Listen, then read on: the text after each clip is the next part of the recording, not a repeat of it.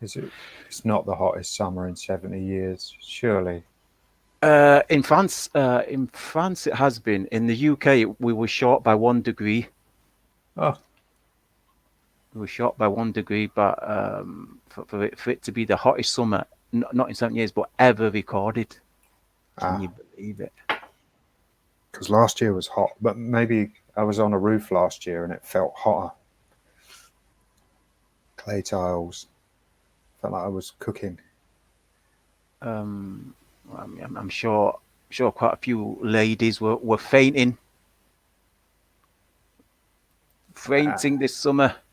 proves they're not equal to us. I don't know. Is this still being perpetuated that women and men are physically and mentally equal? Because obviously, I know the millennials have been brainwashed to believe this, but surely the fact that Ah, women's sports, men's sports are different. I mean, you know uh, yourself. There's one way to prove it. You just make two separate bell curves for each individual norm, and they would be different in comparison to say, 100 meters sprint or swimming or anything like that. If you took the averages from the entire female population of the world and the averages from the entire male population of the world, the bell curves would be different. It would just be the norms would be different. I wonder what would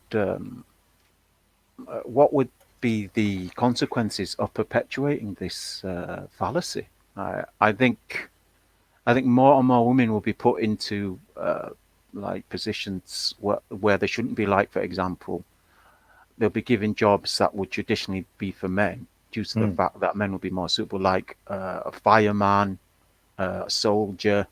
And they fuck it up.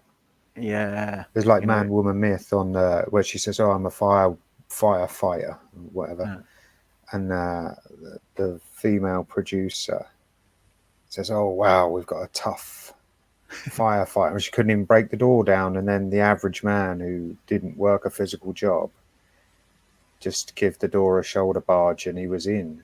And man woman myth was saying, "Imagine if it's you on the other side of that door, burning to a crisp, while some woman tries to prove she can do what men do, and next thing you know, you're dead." I know. It's bullshit, isn't it? I don't see women on building sites, and even if I did, it wouldn't be in the role of, say, like a ground worker, like an Irish navvy, digging all day and swinging a pickaxe. There's male jobs, and then there are male jobs. And if women say, I can do a man's job, well, to what degree? Because some men don't even want to do men's jobs sometimes. That's what I said to my daughter. Why did women want to do men's jobs all of a sudden? Most men don't want to do men's jobs. They're horrible. It's fucking up on a roof in this weather. No way. Well, I'll tell you something. I mean, if I see more women doing, doing tiling, more women taking out the garbage, more power to them. I would actually be happy. I mean, the I know the council, well, our local council did a big push to get more women to be garbage collectors, and I think a number of women tried it for like a couple of weeks, and they're all gone now. It's all men picking up Uh, garbage, but did they get paid less? I don't know. They didn't empty as many bins. That's what it is. But no, I'll be the first to give a big shout out and respect if women can actually put their money where their mouth is and start doing the jobs that men actually have been taken for I granted for. I had this discussion with a woman. She said, "Oh, I can change an oil filter." I said, "Really?" I said, "So the argument was, I said women should be cooking and men should be fixing the car." And she said, "And why wouldn't a woman change an oil filter? While a man hoovers up or whatever." She said, and I said, "Well, do you know what a ratchet strap is? Have you ever changed an oil filter? You know, any ideas?" And she said, "Well, no, but someone could teach me." And I was just like, "You don't know how to change an oil filter. It's just easier for you to get in the kitchen and for the man to go and do what he knows how to do, and it will be done properly, and and he won't need any help because he can't get the old filter off because he's not strong enough. And then I sort of said to her, you know, about all this. She started talking about the glass ceiling, and I said, "You're talking about the top 10%. Talking about the top 10% of jobs you want." I said, "You're quite welcome to empty my rubbish bins." And she said, "Maybe I don't want to." And I said, "Well, who do you think's going to do it then if women don't want to empty the bins? This is entitlement. This isn't equality." And you know when they sort of start thinking, you know, I'm not winning this, and he's got a point, and you know, they get emotional then, don't they? But it's true, you know, you can't just pick and choose what man's jobs you want to do. If you want to prove you're a man, why do they want to prove they're a man anyway? But where are we heading as a society? I mean, what happens when? Because obviously it doesn't. There's no sign of it slowing down. I mean, what happens when more and more women start thinking that they're better than men? Because it's no longer about equality, really, is it? It's about women believing they exceed men. But Yeah, I know we touched upon it a few times before, but I think it's psychologically, I think it's affecting men and women, especially boys and girls. The expectations of boys and the expectations of girls. yeah. Well, the old argument was men can't stand to see, or men feel inferior or threatened. I think mostly the word used was men feel threatened by women who are their equals, or who earn more than them, or you know, or can run faster than whatever. And it's like that's like goading. It's like forcing men to accept a woman that wants to be a man. And the fact of the matter is, men don't feel threatened by women like that. They're just too manly. They're just not attracted to them. Who wants a woman who wants to arm wrestle you or try and, you know, measure I know. dicks? I never did understand that. I thought maybe they were always talking about men I've never met, but yeah, saying men are intimidated by women that that are strong or successful. I was thinking, well, which men is that then? You know, if a woman's financially successful, I mean, it's not a new thing. I mean, stories and fables of the past have been filled with business women or women in position. You know, Cleopatra is one. The Queen of Sheba is one. You know, powerful rich women have always been a part of society. And I'm thinking, well, at what point and when were men ever intimidated or afraid, to approach women like that?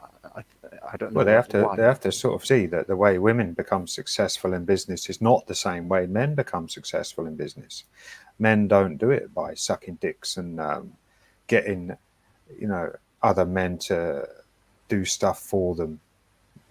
You know, men do it by putting in the hours and getting the qualifications and hard slog. Women do it by manipulation, and you know, they seek out weak men who will give them a boost, and they climb the ladder that way. So it's not even a commendable, honorable way of working your way up the ladder. And I suppose if you want to adopt the attitude that's all's fair in business and war, then okay, that's a good business strategy if it worked. But still, at the end of the day, I would rather want to be able to say I worked my way up, you know, and hold your head up without sort of saying I fucked my way up, or I, you know, begged my way up, or manipulated my way up. That's the way they work.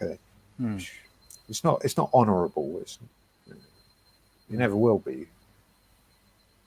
Yeah, have you seen have you seen the so-called MGTOW women on YouTube? No. The even more in numbers. I'm telling you, all these so-called MGTOW men that are free from gynocentrism. You see them promoting. I mean, we've talked about this in the past, but it's even worse now. I mean, I was watching one guy's channel, and he says he's just finished watching this female MGTOW channel, and I clicked on it, and all the comments right down the bottom were all 90% of them were by uh, accounts with the words MGTOW in it, and they were all congratulating her and saying how correct and right she was, and it was very disappointing. I mean, these simps, man, these simps calling themselves MGTOW. So basically, they've run out of things to talk about, and now their self-worth has got so low that they're putting women above them or in positions equal to them in the manosphere. When we know the fact of the matter is the things we used to talk about and the philosophies we were trying to develop could only be spoken about by men, because even these women that get lauded like Karen Strawn and Diana Davidson, the ones Stardust used to kiss their asses, and they weren't born male. They never grew up as a boy into a man and had to endure everything we did, so they don't get to join the conversation. I always said to people, don't bring women in. They've got their fucking sewing circles or nail bars or whatever. We don't burst through the doors and start talking about internal combustion engines and homebrew kits. Women, pointless even listening to them. Why are men listening to women now? More power to them. They are speaking the truth. They are listening to our conversations, and they're sharing it amongst their circles. But what's strange is the men that are attaching themselves to them. Yeah, guys, you are well short. You are hugely short on a sprinkle of masculinity. You guys have been brought up in a feminized society, and you guys have no idea how a man acts, how men should act towards each other, how men should act towards women. Why do they want to know the female viewpoint anyway? I mean, women can't add to the philosophy. They can only parrot what's already been said, like most MGTOW channels. But if a woman brings her perspective, who cares anyway? Who fucking cares what they think, what their opinions are? What does it matter?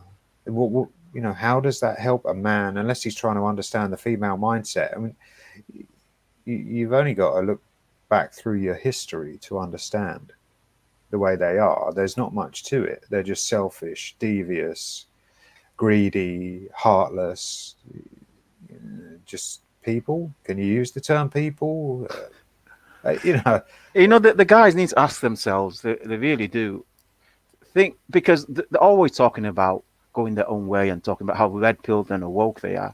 Ask yourselves, guys, if a man said a certain speech or gave a certain monologue, and a woman gave the exact same speech and exact same monologue, and you would prefer to hear it from the woman, despite the fact that they're talking about men's issues and men's problems and men's solutions, you really have to ask yourself, are you really going your own way? Are you really red-pilled? I think they want to hear it from a woman because they believe that is the turning of the tide. And this is where the MRA mindset bleeds into MGTOW, because there are a lot of MGTOW men who speak on MRA issues, and when you listen to them, it sounds as if they're trying to fix things to go back to the way it was, because really they want to be married. They want this novel, this 1950s housewife, whatever, that doesn't exist, never existed. And they like hearing it from a woman. They're like, oh, really? A woman? The women are actually understanding this now? Maybe it's all going to change. Maybe we can go back and live like the fucking Waltons, or, like Ray Barone. It's like it's a huge indication of the problem, because when the guys that are most vocal about how pussy whipped male society is, and they themselves cannot see that they would that their measure of philosophy of a message's success is that women are now propagating it. The guys really have to ask themselves, just how gynocentric are you? If you think that because a woman is saying it, that now MGTOW is successful, you really have to ask yourself, just how red pilled are you? The fact that you think that that women adopting the message is part of the success or even part of the solution is an indication of the fact that you're not red pilled, that you're not going your own way, They're that not. And you're part of the gynocentric. we saw it when so many alt-right men came in and they were talking about, oh, this is gynocentric behavior. When they're talking about preserving their race, on both sides, on all sides rather, but mainly black and white, talking about, oh, the white race is disappearing, and the black men talking, oh, they're swirlers and all this bullshit. Why do you give a fuck? Because it's evolutionary behavior for the men who don't breed to go to war to protect the bloodline of the species. So that is the way they can preserve their legacy. Their legacy is skin color, race. And that without knowing it, it's another one of nature's tricks, right? If you can't breed and carry on your bloodline with children, then you go and fight to preserve the ones in your tribe. And as soon as men bought into this, all this tribalism and ethnocentrism, that's gynocentric. That is gynocentrism to the core. Why do you care about preserving your bloodline? Why do you want to be the sacrificial man who says, oh, go and fight the fucking brown rape invaders? Why? Who for? What, your race? You still want to preserve that legacy? They still want to preserve the slave system. Exactly. You'll go and be the sacrificial lamb. Why? It's not going your own way. That's not being a sovereign male. That's being a slave. It's being a martyr. It's surprising, isn't it? There's men still willing to die for the system, for the system as it currently is.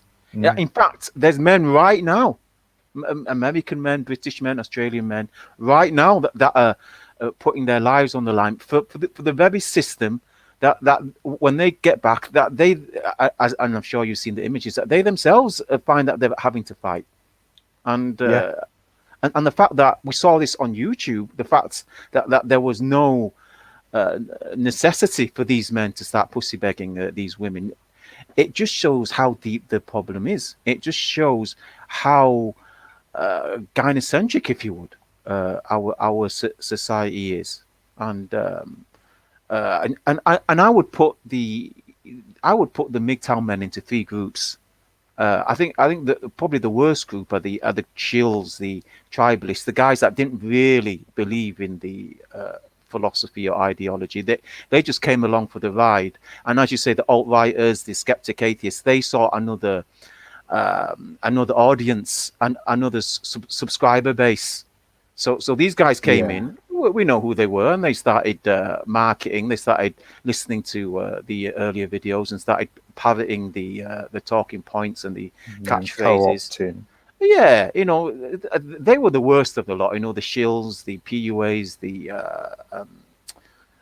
tribalists, and then I think the second group were the group that were always like wanting to go back. That they were always wanting to be within slavitude of a woman. For example, the TFLers or the one blowjob away guys, or the guys that were just cheap. The guys that really they were infuriated at women because the lack of attention and the lack of success, you might say, they had, and this was demonstrated especially during the Exodus, the Black Exodus, when all those guys were saying, you heard those the videos when they were on there, and then as soon as they started getting female attention from the black ladies, all of a sudden they were having videos for women and moderators on their channel from the women, and I think there were a lot of those guys. They sold themselves really quite cheap. You know, But there's something to be said there. I mean, I don't think MGTOW is a philosophy. I think if a man develops his own personal philosophy as a result of listening to some of the content, that has some validity. But in terms of this philosophy, all the talk of Tesla and these great men of the past, these men cannot find a purpose, a sense of purpose. They cannot find a passion, something that they will dedicate their life to, because their life has no meaning unless there's a woman in it. They all go back and they're like, right, my life is empty. Now I'm red pilled.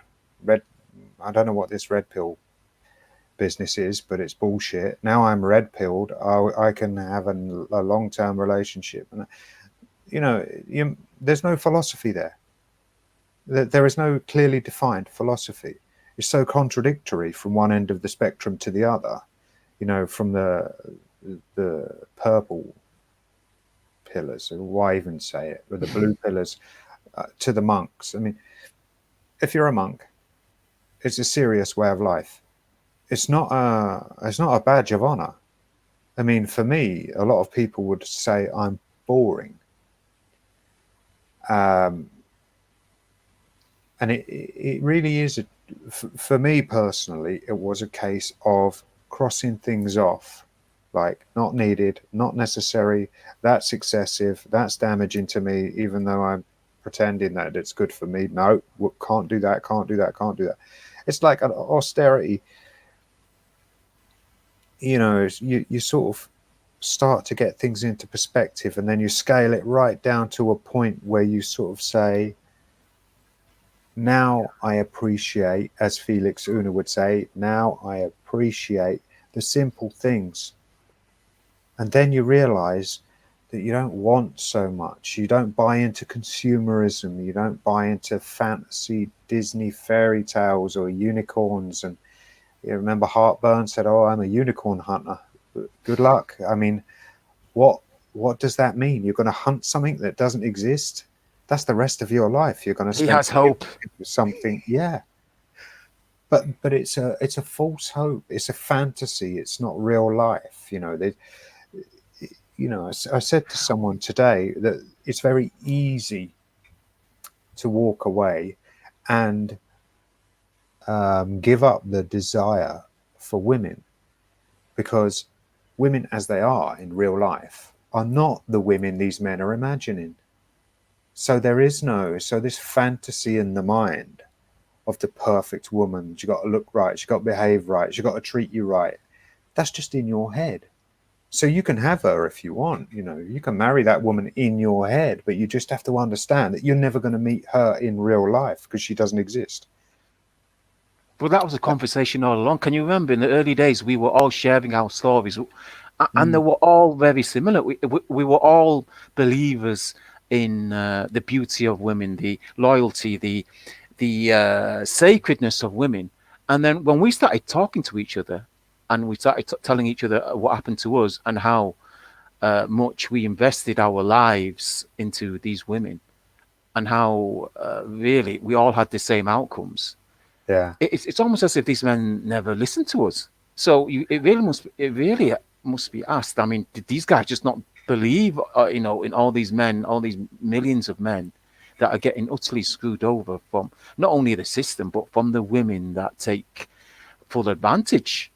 Well, They abuse the system so they can what abuse the what men. were we saying about this? I've done the cost benefit analysis or the risk reward assessment. How can you assess risk? How can you assess cost if you can't comprehend it? How do you know the ultimate outcome of your actions if you've never seen or experienced it?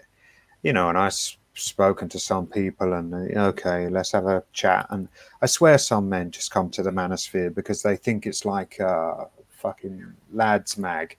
It's like what's that male website? Reddit. No, there's a the art of manliness.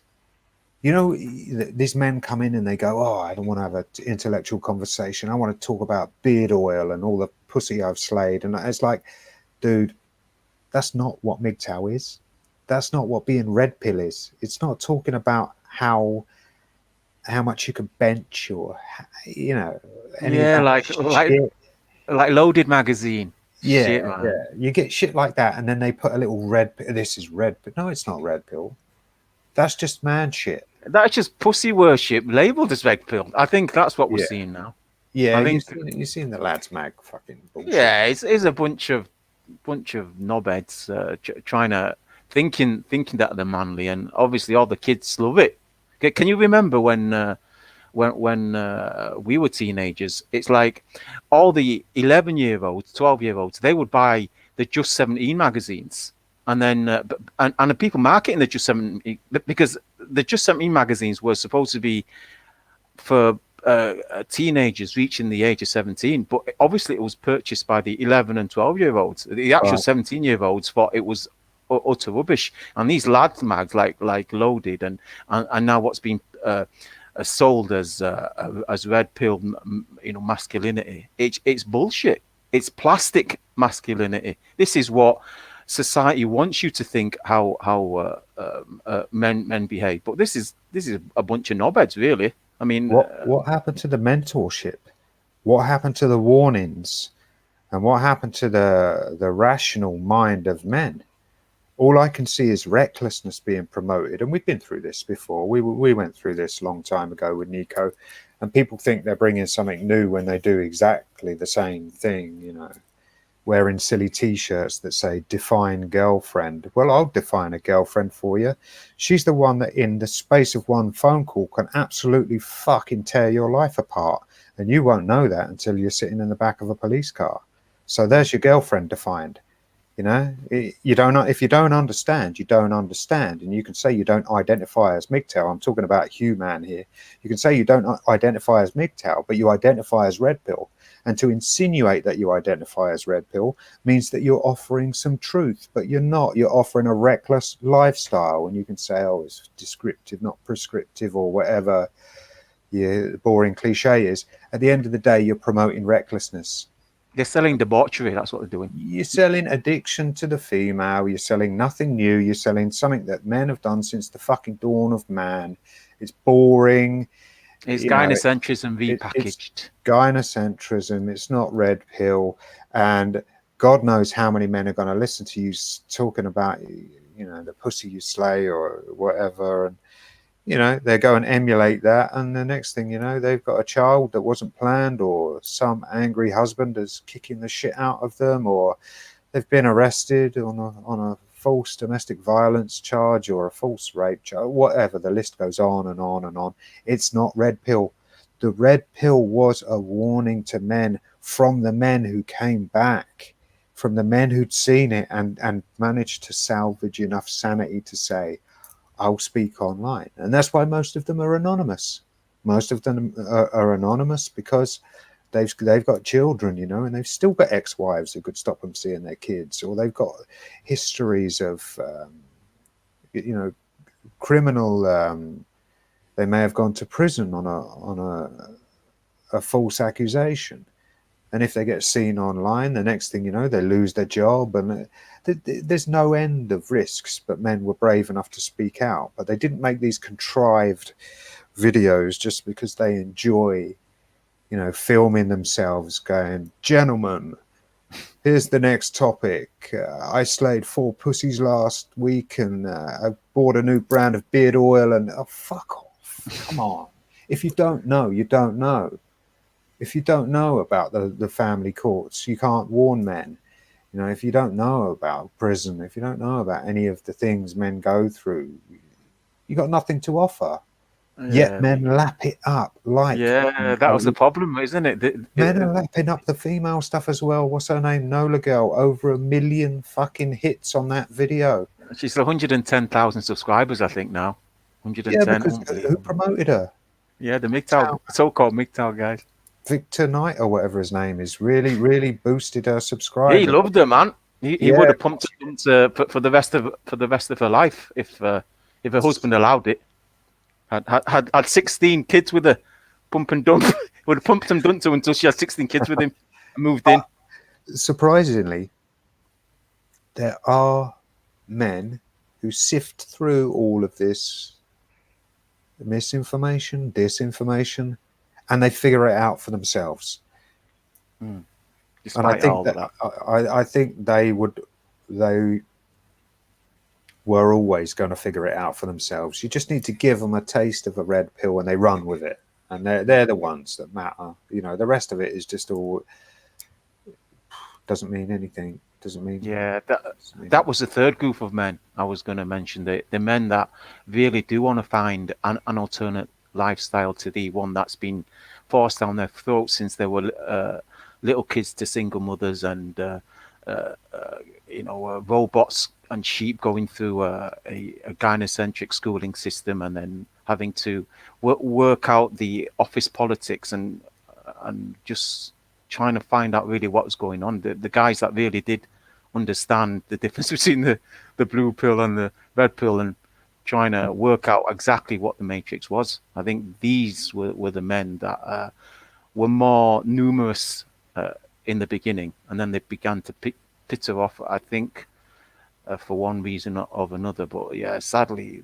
these guys are about the rarest things on earth at the moment. I think you'll hardly find a single one of these now. All vanished. Yeah. Well, you know, I don't know. Maybe some of them stay quiet. Yeah. Well, that's why I've got this channel.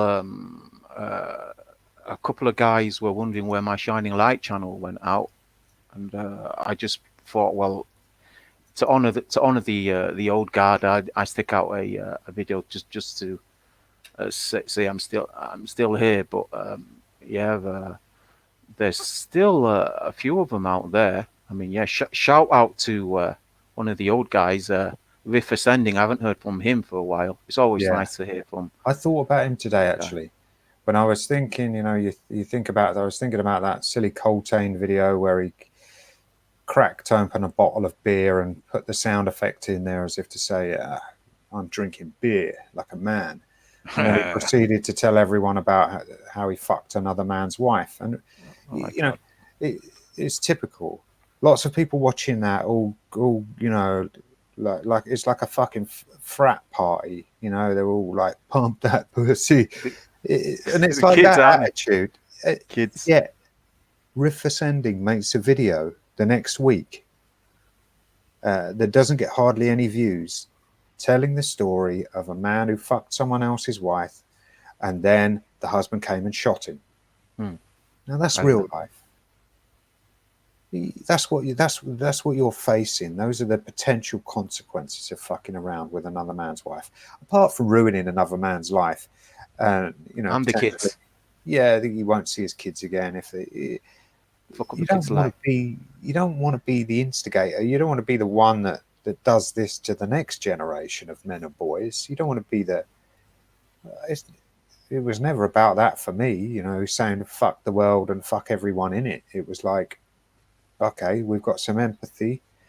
We need to try and warn a few men. We don't want to go back. We don't want to fix this thing.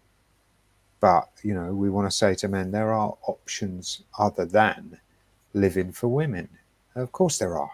Jesus, your life is infinitely better if you can find things. I mean, you try having a hobby or a passion. If there's a woman in your life, she'll get so jealous she won't let you continue with it.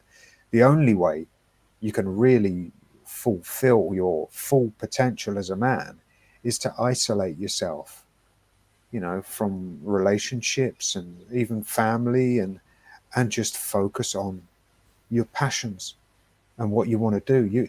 If you've got so many distractions in your life, you may not even have time to think about what you want to do. It's only when you sort of sit alone, you say, what can I do? And then you realize you can do anything you want.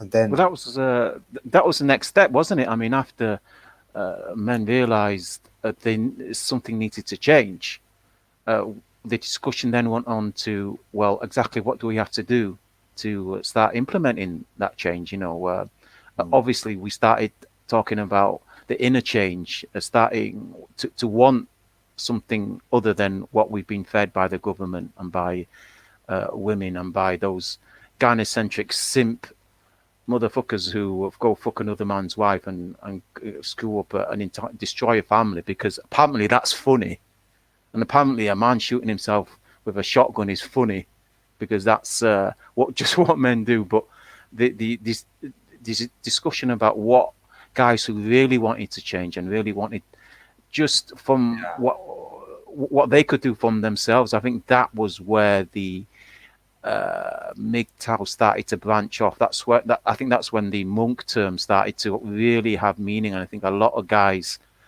really understood that. They thought, well, yeah, there's a real difference from men that just call themselves MGTOW and men that actually practice it. But unfortunately, there a bunch from the old, no, a bunch from the kiddie, immature MGTOW guys, they jumped on board the monk label as well. They said, oh well, this is the cool thing now. Well, what they don't realize is to undo all of the conditioning is it's a neurological process. You know, it's neuroplasticity. You have to undo established neural connections and make new ones, and that's not something you can do just by creating an avatar, you know, saying I'm a monk. You know, the monk thing was a development of MGTOW, where there was no clear definition. Men were saying, no, you can pump and dump. Oh no, there's these levels of MGTOW, and people said, listen, you're either fucking red pill or blue pill. If you've got one foot in the plantation, you're on the plantation. Don't fucking talk the talk if you're not going to walk the walk. And we said, no, fuck this. No women. You know, no women. We are all about future. We're all about seeing where this philosophy goes. I mean, that should be a given. I mean, if a guy's got, you know, female moderators on his channel, if a guy's having a nice little dialogue, a nice little podcast with his female viewers, that should be an immediate disqualification for MGTOW. But at least there's a degree of honesty in it. I mean, at least they're sort of, you know, all right, they're saying one thing and doing another, but at least they're doing it publicly. When you get these young kids who obviously, you know, most of the time come to the community or start making videos for money, their little Patreon thing pops up, you know, and they just piss all over the memories of the men who made content because they genuinely cared about the welfare of other men and offered information, real information and experience freely. Men like Universal, you know, men who were there when it meant something. Yeah, but these young kids, they turn up and there's no wisdom. There is no wisdom. They pretend to offer, I don't know, solutions, advice, but actually they're just selling. They're just selling their snake oil, just selling their sordid mainstream lifestyle. Because let's face it, I mean, a lot of these guys that are talking MGTOW, there's absolutely no difference between them and any other man. You know, well, that's the lie. You know, they create this online persona and say I'm this and that, and in the real life, they're sleeping around with women. Are they trying to? Yeah, or they're trying to. Yeah, or they're bar hopping, or you know, the flirting on what's that, Tinder? Is it called Tinder? I mean, how low do you have to get to sort of put yourself out there and go, oh, please pick me? Fucking what? Yeah. Which, you know, at what point in the queue are you? Oh, it's worse than that, bro. It's worse than that. I've seen some of these guys go over to some of the purple pill guys and ask them for advice on how to pull women. Fuck that. I'm telling you. But they're incels. Anyone who ever needed game at one point was unsuccessful with women. So he had to learn this PUA shit, and there you go. You know, if he gets successful with his trickery, then he's no longer an incel. You got to laugh at these guys. They're like, they're like watching these videos made by women saying 10 things that um, that women dislike in a man, or 10 things that will get a woman to be interested in you, and 10 things that make, oh, this is one, 10 things that make you an alpha male. So when are they going to go their own way? When does this happen? I don't know. I don't Oh know. my gosh. Well, And then that's why I sort of and then they've got the motto MGTOW for life. yeah. Oh my god. Well, I don't understand any of it, and of course you can't take it seriously. So, but I think if you're serious about creating your own philosophy and disconnecting from the gynocentric world as much as is possible, it is, well, it is a lifelong journey, and Well, it let's does talk take about that. years. Let's just say exactly why men uh, are looking to disconnect from the gynocentric world, and I would say that insanity is one. And I think the fact that they're trying to sell, not, they're no longer teaching the little kids. They're trying to promote and sell kids the fact that you can be a boy or a girl. Little 5-year-old kids. Oh I yeah, think that's bullshit. I think that's child abuse. If you're telling a little 5-year-old boy or a girl and saying, look, you don't have to decide right now. Forget what your parents say. You can, or even some of these parents are sort of doing it. They're saying you can be a boy or a girl, and why don't you just try out? Just try be a girl today, and try be a boy tomorrow.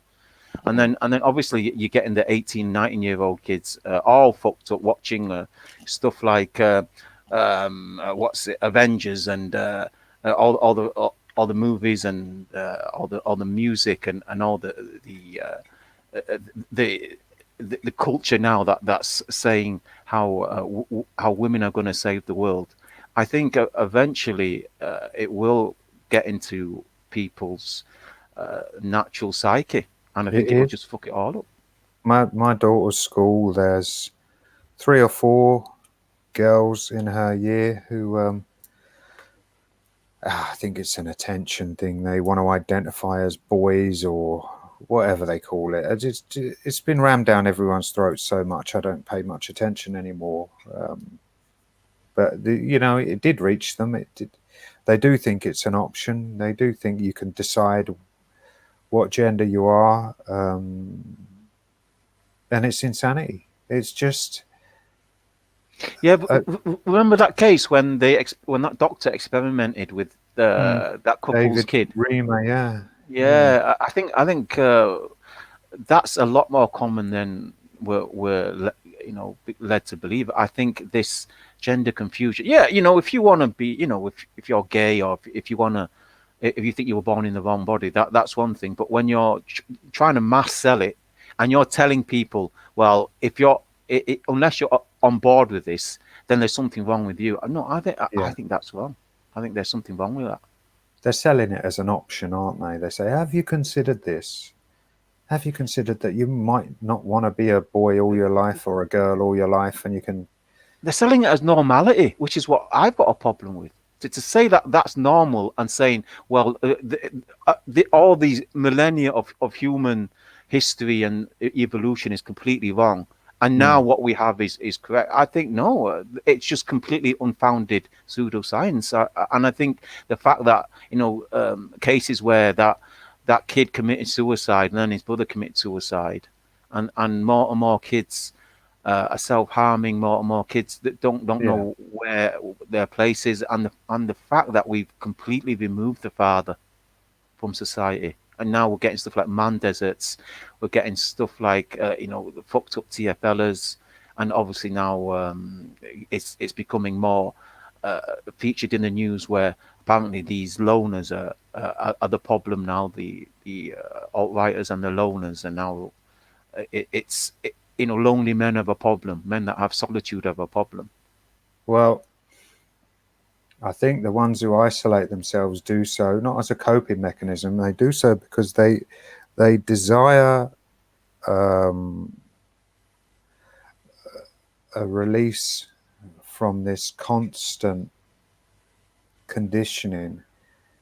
I mean, from a monk mindset, I don't really care if they push transgenderism or, you know, any of that, homosexuality, whatever. It doesn't affect me if the insane masses want to go down those roads. I wouldn't say to them, "Oh, you can't do that. You've got to be heterosexual," because being heterosexual to me is an absolute non-entity now anyway. The whole sexuality debate is just is not That's not considered. my problem, though. I mean, my problem is they're demonizing heterosexual. I mean, Mm,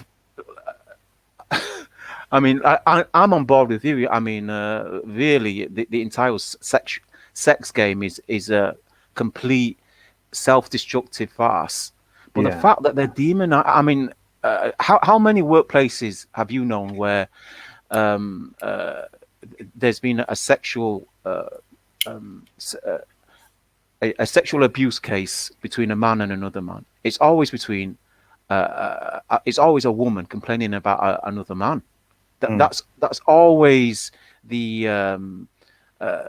that's always the worst case scenario, because Well, everything else seems to be all right. It seems to be fine for a woman to take advantage of a man, or it seems to yeah. be fine for a gay man to make inappropriate advances on another man. But if a man makes any indication of being attracted to a woman, that's now he now must die. I think that's a culture that's now being It depends which man, though, normalized. doesn't it? Oh yeah, that's It true. they If the they want guy to is good looking and rich, it's fine. take down the men in powerful positions, you know. So he's Yeah, a target, or the undesirable man. He's the creep. He's the creepy guy. So yeah. they obviously don't want attention from him, you know. But if they get their Idris Elba or their whoever they, you George know, Clooney. their George Clooney or whatever, then I'm sure, you know, he'll get to give her a quick one from behind in the disabled toilets, and you know, her husband gets to clean up the mess without knowing it. It's all messed up. It's all kinds of messed up. And It is though, isn't it? I mean, the whole thing is, well, if they start on the asexuals, I'll have a problem. If they start coming at us, and you know, even then I won't listen. But if they start sort of saying, "Oh, you can't opt out, you can't be celibate," I'll say, "What are you going to do? do you know? Force me to copulate? You can't do that." Do you know what's now developing is the openly promiscuous woman, the woman that takes multiple partners, and she's now she's the one that's been promoted as the cool one. So it's Yeah. actually fine, it's wonderful that a woman's like sexually liberated, and she Shall can I? have like Shall I tell you six, what? seven, eight kids with 10 different men, and Shall I that's tell you fine what? now. A female. What do they call them? I can't remember. It was a long time ago. It's not a parole officer. We have something different, don't we? Probation officer. A female probation officer told me years ago that it was a form of abuse to pass on a sexually transmitted disease. And I said to her, "Do you realize that more women have STDs than men? And the men weren't born with those diseases. So where do you think they got them from?" You know, so if it's a form of abuse, domestic violence with your Duluth model, you know, your wheel of power and control, whatever they were using at the time, why aren't these women being arrested for domestic violence, for infecting men with incurable STDs, or, you know, temporary STDs, whatever it may be, or even AIDS, or, you know, hepatitis, whatever? Nothing. In her mind, it was only a form of abuse if a man had cheated on his wife and came home and gave her a dose. And that's what we were talking about. All this. Yeah, I mean, that MP, that ex Tory MP, he exposed the domestic violence statistics, the Home Office had compiled the women that had suffered domestic violence, and she actually said that that includes the men as well. So what they'd done is they had categorized men who had been abused or men that had been attacked by their female partners, and they'd put that under the women had been attacked. Right. So that was our point all along. The fact that it's one set of rules for them and a And when you completely see, I mean, you've evaluated studies in uni. You must have seen the results table, and it goes, if you use a program like SPSS, you have to put in descriptives like male and female, whatever. Now, whoever's compiling those results, is not doing a very good job if they don't break down the subgroups within all of the subjects. And you could quite purposely not break down male and female and give the figures which you probably got for each gender. If you group them all together, that's intentional. So when this report comes out and they say, oh, the latest scientific study on blah, blah, blah, here's the results, and you get one table with them all lumped into group male and female figures, then that's a form of statistical fraud. It's hiding information. It's not giving you the, But it's all the part of the nuance. mask, isn't it? It's all part of Yeah, the the lie. it's all it's all part of the lie that they sell men, so that men will perpetuate this laddish. I banged another man's wife. Look how masculine I am. It's all part of the gynocentric game that guys just don't seem to be able to wake up from. But Yeah, but our discussion was always our discussion ended up on trying to focus on the men that were away from that had branched off from the co-opted, self-marketed, self-interested simps, and I think there were a portion of those men that were generally struggling. I think those guys who are trying to find an alternate to their old lifestyle, because it is a big change. I mean, trying to reconfigure your mind, trying to readjust your inner self to find pursuits beyond outside a sexual coupling or the sexual marketplace or whatever. I think some guys were generally struggling, and I think some of those guys might have fallen back due to the fact that they were unsuccessful in trying to yeah. find something else to I think you're focus. right. I know for a fact that's what's happened with a few of the more popular content creators, and the ones who were evidently playing a role, and in the background, well, I know for a fact, without mentioning names because he's not here to defend himself, but I know for a fact when we used to make a group, a number of them wouldn't turn up because they were on dates, or they'd go, oh, I can't take this, my ex has just texted me and we might be getting back together. I was like, really? Are you really that full of shit that you'll make another video next week talking about the evils of females and relationships, but you're doing this? Does it not tell you something though? It tells you that men can still get the information, but they can still fail. So it must be more than just learning. It must be more than just informing men. That there Well, must be something more to it. I looked at, that Thanatos video. I looked at this death drive. I think it's a Freudian thing. It is a Freudian thing where everything ultimately is heading towards its own, not demise, its own ultimate end. So subconsciously we know one day we're going to die, and every now and then we have this mindset that says, oh fuck it, I could be dead tomorrow.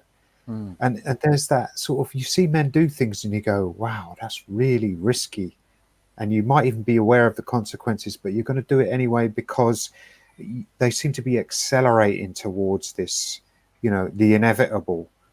And Charles Bukowski, one of his poems. It says something. You can't avoid death, but you can avoid death in life. Meaning, why are men so? Some men in a Self-sacrificial. yeah, they're so self-sacrificial. You know, you want to die when you're alive. You want to just completely go insane and throw everything away when you've actually got a chance to live. You've actually got a chance to do things in this life. The peak experiences, the simple things Felix talks about, the things we never stop to appreciate.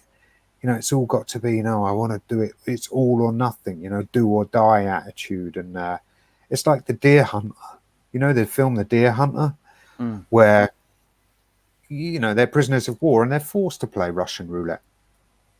They don't realize, if this is like the men new to MGTOW, they don't realize they're playing Russian roulette because they don't know anything else. But then when they don't have to anymore, there's that scene with De Niro and Christopher Walken where De Niro's begging him. He's saying, stop putting the gun to your head. One day it's gonna go off. And it does. And that's all I'm trying to say to men like Hugh Mann and others who say, yeah, well, there must be something different about me, or you must have made bad choices. No, the only thing different about me and men like that is I was playing the same game. I was spinning the chain, but I was pulling the trigger every single time for years and years and years. No, there's nothing different about the women I was with. No, there's nothing different about me. The only difference is that fucking gun went off because I pulled the trigger one too many times. And if you're still out there playing Russian roulette, still pulling that trigger, taking risks with your future, the gun will go off. The law of averages, And when it does, some of these men are too old to pick up the pieces. It's insane.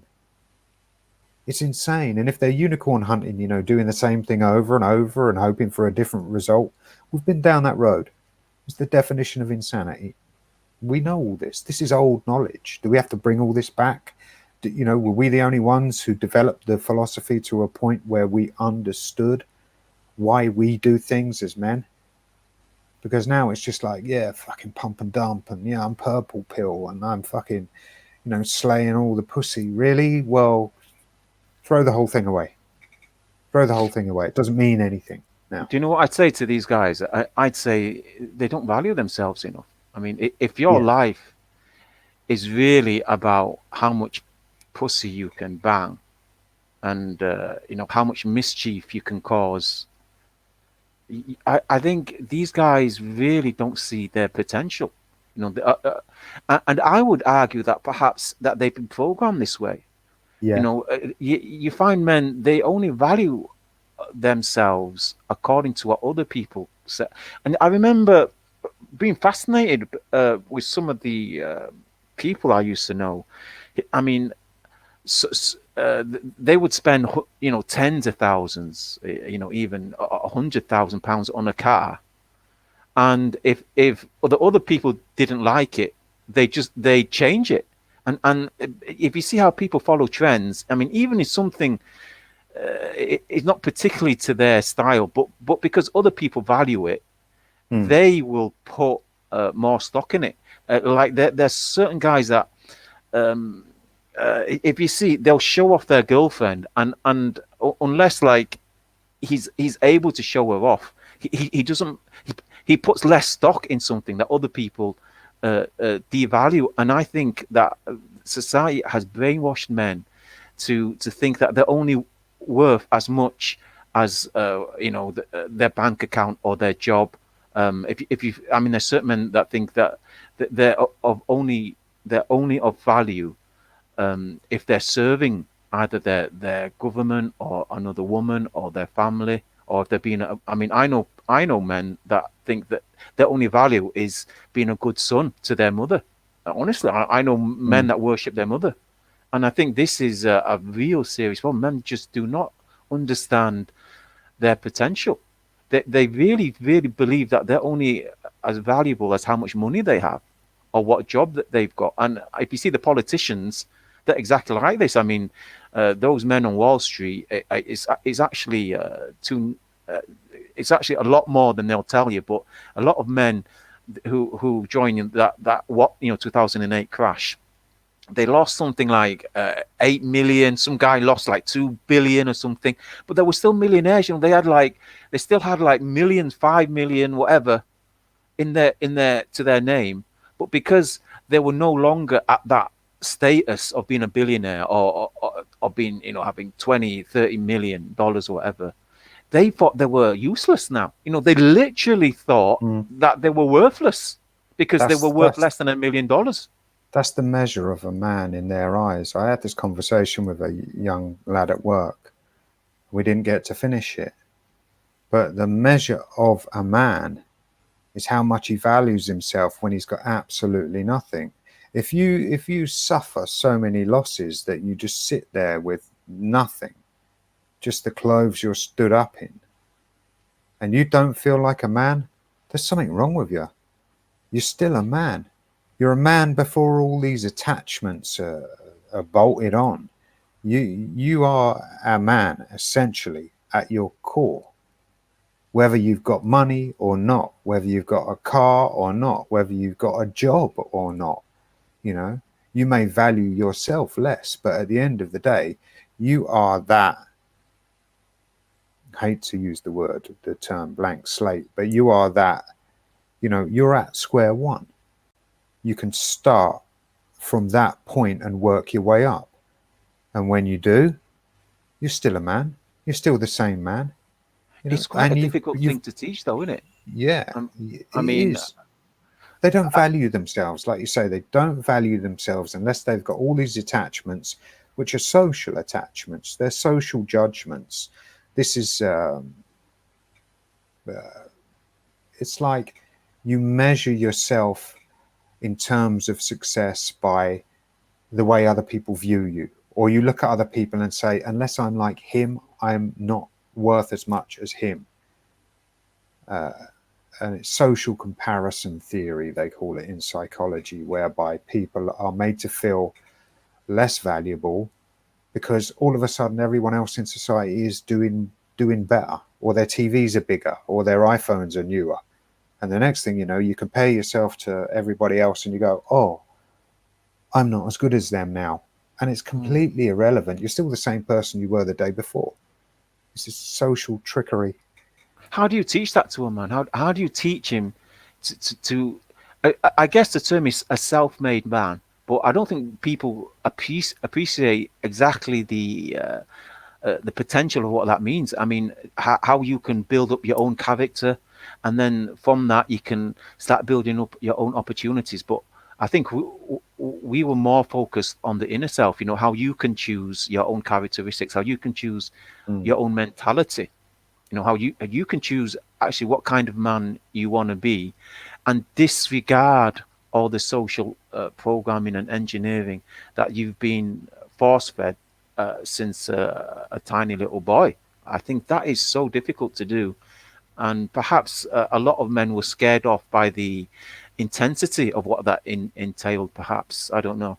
Well, if men are still seeking the company of females, that's a telltale sign that they need some closeness. It's not about slaying pussy and all, because only they know what they say when they're in the room with that woman. And you know, You're they saying, they please, obviously please, yeah, they obviously I'll develop give you a $500. yeah, you know what it's like. We've both been there.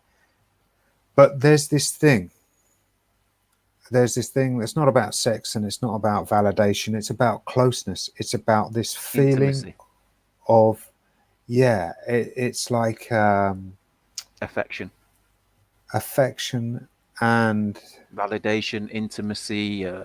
what do they Uh, call it when you get separation anxiety? You can't, they can't go too long without the need for some hugs, some closeness, someone who actually wants them around like mummy. You know, just need a hug and then I'll go back out into the big wide world. It's like, It's like those cowboy films. Those cowboy films where they're out there on the prairie and they're out gunslinging and doing all that shit, and then they get into the town and there's a brothel, and the little nerdy one, he gets to go and sort of go into the room with this hooker, and all he wants is a hug. And he puts his head on her chest, and she's like, starts stroking his head, and she sort of understands. She's like, oh, mummy's here. It's like that. It's like that, And Okay, is there something wrong with that guy, or is that guy just normal? I would say it's natural. I would say it's normal, but I would say it's advantageous to a man to be able to snuff out that want, that desire, and temper himself to be able to live without it. I would say it's cultural. I would say you wouldn't see, like in a martial arts movie, some Chinese guy doing that. I think you mentioned the Western thing, and I think it is quite a Western thing where kids have been over-mothered. They've been smothered, and I would suggest that's because she's been a bitch to her husband due to the fact that she can't keep her man. She's put all her affection to her son. So all the hugs and affection she would have given to a normal man, she's now put it all on her son, and Right. she's smothered him to the point that he thinks that's normal. I would suggest that male mother need is a Western phenomena. Right. It makes sense. Because if you take, for example, the Mongolians, if you take, for example, some of the Dagestanis, brilliant example, that they would be totally weirded out if their mother started hugging them and shit like that. I know some cultures that it would be freaky to see a mother kiss her son. Right. I would suggest it's a Western phenomena, and I mean, I was thinking about this, and I was thinking, why is it some people think this male mother need thing is a thing, and others think it's completely bullshit? And I just think, it's something that's been indoctrinated from kids from a predominantly single mother society, where women without a long-term male, due to the fact that they're skipping around one man to another, but she can always rely upon her children being there, so she smothers her children with affection that she'd normally give to her long-term male partner. Or on the flip side of that, she gives the children absolutely no affection, so they spend their life looking for it, like their daddy issues, the girls who throw themselves at every man because daddy wasn't around, and they just want a surrogate. Yeah, so perhaps there's something to be said about the men, the boys, and the girls. I think if a boy never had affection from his mother, I don't think he would ever miss it. But I think if a girl never had affection from her father, perhaps she seeks that from men when she gets older. Perhaps because there's evidence to support that. We're not just making this shit up. Yeah, in some cases, I'm sure it's where it stems from. I don't know if there's been any studies done on it. It'd be interesting. Neglect in young children tends to make them completely unresponsive. So they come to terms with the fact that nobody's coming when they cry, and they just they end up staring at the ceiling, and they just become completely sort of shut away psychologically. There's some quite disturbing footage, if people want to watch it, of orphanages where they actually did experiments, and they isolated kids, and they didn't pick them up when they cried, and they didn't hug them, and they didn't do any of that. They were just sort of kept alive, and they shut down emotionally. Quite sad to see that even their eyes were dead. Nothing there. No, I think up to a certain age, I think I think babies, children, they do need affection. I think they should be hugged. I think they should be shown physically, mentally, and emotional affection. But I think when you get into like a 19-year-old guy, and he's still got the male mother need, I think perhaps he was mothered Yeah. slightly longer than he should have, especially now. They're talking now whether it's correct for like a 5-year-old boy, 6-year-old boy, even a 9-year-old boy to be breastfed. Yeah. Well, I don't know if it was Skinner or one of the other developmental psychologists, behaviorists, who suggested that you shouldn't hug your kids. There Yeah, was a while back. They I were don't sort of believe saying, in that. yeah, I don't believe in that. Yeah, they just saw it as a detrimental thing to the kids. I mean, I mean, yeah, I mean, yeah, I think there's something wrong with some of these scientists. I think some of them are actually quite mad. I think, yeah, babies, kids. I would say it's emotionally and mentally healthy for them to be shown affection. But yeah, now, I mean, we were talking about male mother need. The 30, 40-year-old guys. They can't go out. They can't go any period of time without some female affection. There's some. I think something has gone wrong there. I don't think that's right. I think it's good to be able to control it. I think it's good to be able to control a lot of things. That's what I was saying about crossing things off and shutting certain parts of your psyche down. The excessive things, bad habits, addictions, seeing them for what they are and saying, "You don't control me, I Mm. control you." If it's like drinking too much coffee or smoking or gambling or anything like that, you might enjoy these things. But if it's addiction is classed as a problem when it becomes detrimental to your life. So anything you do to excess that you get a little buzz from, but all of a sudden you're spending your rent money on or being late for work, or when it starts affecting you negatively, you're not thinking Long-term damage. rationally.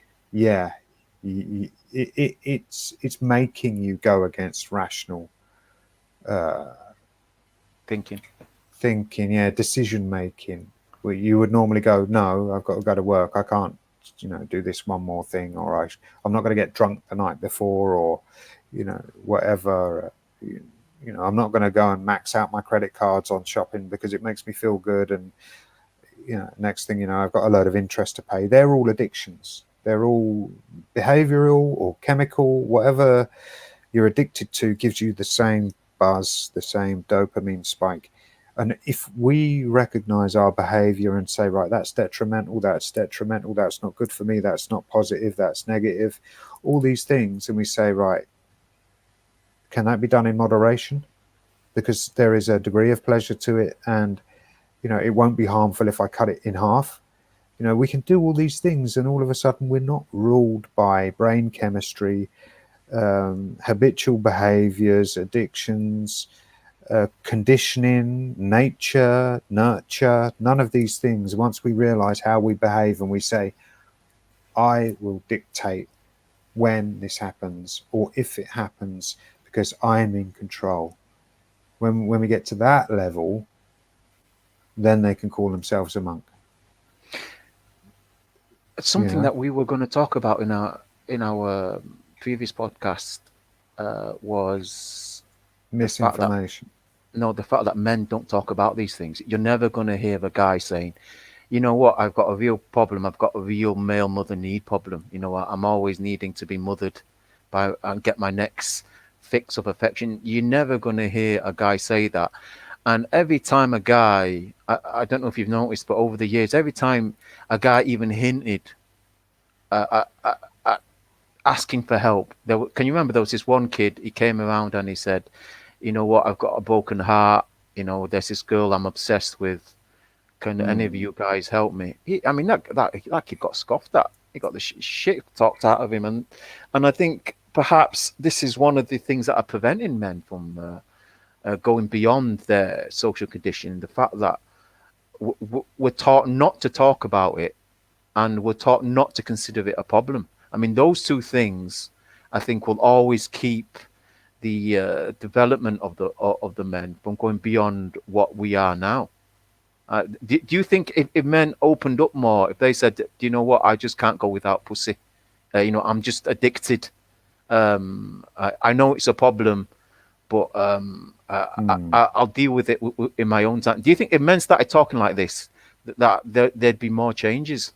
They do. I mean, men contact me and speak to me, and they say, I can't not, I can't stop it. And I try and offer them advice, and I don't know whether you have to get burned a few times, to the point where it becomes possibly a defense mechanism to say, I'm not doing that anymore ever again. The consequences are too dire. It's just not worth it, and you write it off.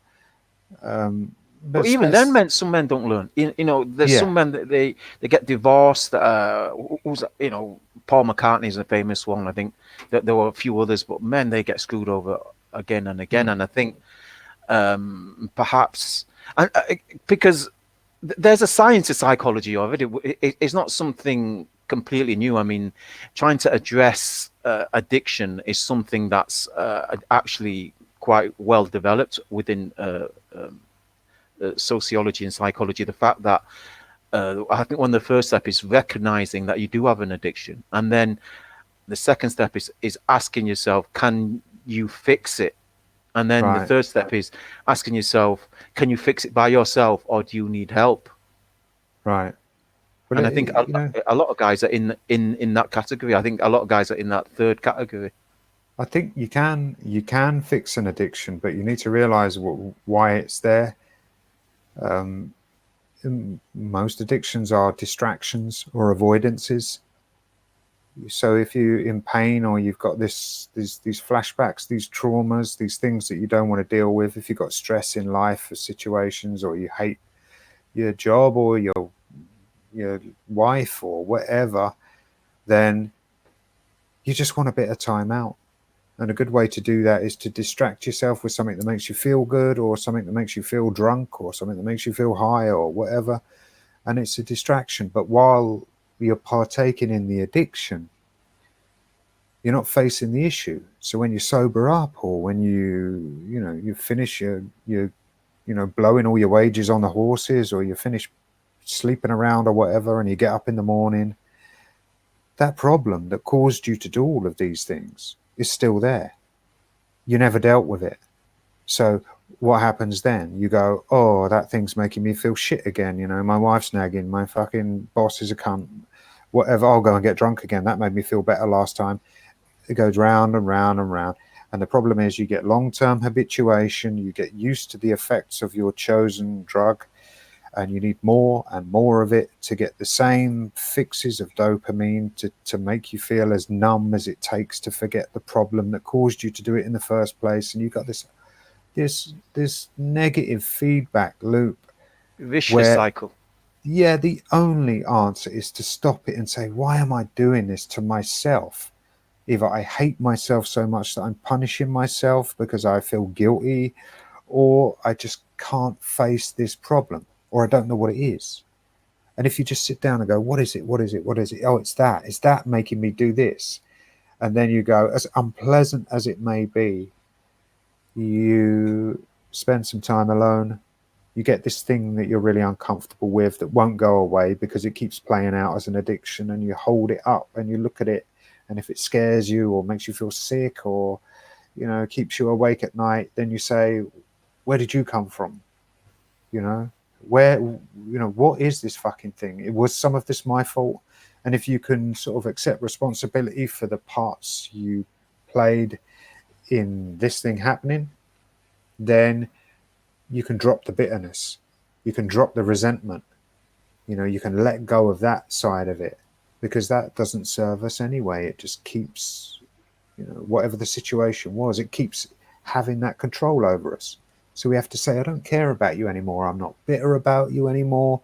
I don't resent you. I don't wish any harm on you. It's done. I shouldn't have let that happen. Maybe it's partly I'm to blame. That's done. That's acceptance. And when you do that, and then you look at the other side of it and say, all right, that was unjust. That person is a cunt. That person's horrible, evil, psychotic, whatever you want to call them. Fine. Give them as many fucking labels as you like. But at the end of the day, they did what they've done, and you can't change it. And they probably don't care anyway. They probably don't care what effect it had on you. And when you sort of sit down and go, yep, I can't change that. I can't change the way they feel. I can't force them to feel bad or guilty or remorseful about what they've done. So that is the way it is. Tough shit. And some of it I'm to blame for. I take that on the chin. Right, now this problem, can we put it to rest? Because I really can't afford to go out and get drunk tomorrow because I'm going to lose my job and then I'll lose my house. And in that process, you've resolved your issue. And in that respect, yes, we can heal ourselves. But you can't do it when you're running away. You can't do it when you're looking for these distractions, these avoidances. You can't do it when you're blaming women constantly. It's all them, you know. But that's a difficult spot for men to get out of, isn't it? I mean, this constant spiral of depression, I'd call it. I think you know, the fact that they know that they've got this this dark vice. They know that they've got to get their fix. But I would again suggest the fact that they think so little of themselves. They think that their addiction is worth more than them, that their fix has a higher value than getting their life straight. I would suggest that these men need to say to themselves that their life is worth fixing, that their sanity is worth getting back, that their soul is worth getting straight. I think these men are suffering from classic self-depreciation. I really think these men don't value their own life, their own sanity, their you know, because you know that when you suffer mentally, you will eventually suffer physically, and vice versa. If you suffer physically, if you're in pain all the time, you will mentally degrade, and as we said, it's a vicious cycle. And I think that these guys do not believe that they're worth saving. And I think once they start wanting and start believing that they're worth something, that they're worth more than their addiction, that they're worth more than their fix, I think that's the beginning of them turning it around. But yeah, I mean, I just see so many men thinking that women are worth more than them, that their job is worth more than them, that their money is worth more than them, that them being a man that is only as valuable as their possessions, as only as valuable as how other people. But surely that's all about feeling, you know, feeling successful, feeling a sense of achievement, feeling wanted, feeling, you know, whatever. And those things, I can understand people wanting to feel. I can understand people wanting a high, you know, to feel something other than just monotonous, mundane, treadmill, day-to-day robotic life. I can understand people want a buzz, they want a thrill, but it doesn't have to come from women, it doesn't have to come from alcohol or drugs or any of that. It can come from achievements. You tell me you're not going to get a real buzz if you learned how to skydive and became a skydiving instructor and that was your job. You tell me you're not going to feel alive. You know, there are so many ways. I mean, you go hang gliding. How much of a buzz is that? Would you, if someone said, here's a crack pipe and here's a hang glider, which one would you pick? I know it's men's imagination is restricted by our gynocentric culture. I am telling you, guys, it starts from a very young age. If you see the way boys are treated today, if you see the way boys are treated compared to girls, and you've got a girl, I mean, I had a little girl, and I've got to confess, I treated my little girl, I spot my little girl a lot more than my boys. But the fact is, women and girls are valued much, much more than men in our society. And I think this, coupled with the fact that fathers are removed from society, that the male role model is removed from society, but boys have a real disadvantage in their creative design when they grow up. You know, they just can't imagine a life where they're you know, inventing space travel, inventing you know, infinitive or perpetual energy, due to the fact that our society teaches men this gynocentric conditioning. And And I think that's a real problem. But then, yeah, to snap out of that, men need to start valuing themselves beyond what other people tell them. Can you remember? This is how we used to talk at the beginning, but somehow this message was swept under the rug and the carpet, and it all became about how women were bitches rather than how much potential you could have. And yet, for many men, they're not going to be able to go hang gliding. For many men, they're not going to go skydiving because they're not even at that. If you talk to people like that, I mean, they think you're crazy. I think a lot of guys, they need to get themselves mentally fit. If you see a lot of guys, they do suffer from mental illnesses that just because they haven't seen a doctor or just because they haven't had it diagnosed, they don't recognize. People don't understand that mentally they're stuck. And if you see a lot of guys, they're suffering physically as well. There's a lot of fat bastards walking about, and there's a lot of guys suffering from joint problems, from stomach problems, or whatever physical problems, because they're not looking after themselves. I would suggest men need to get themselves psychologically sorted out, and that male mother need is definitely one place to start. And secondly, they need to get themselves physically sorted out.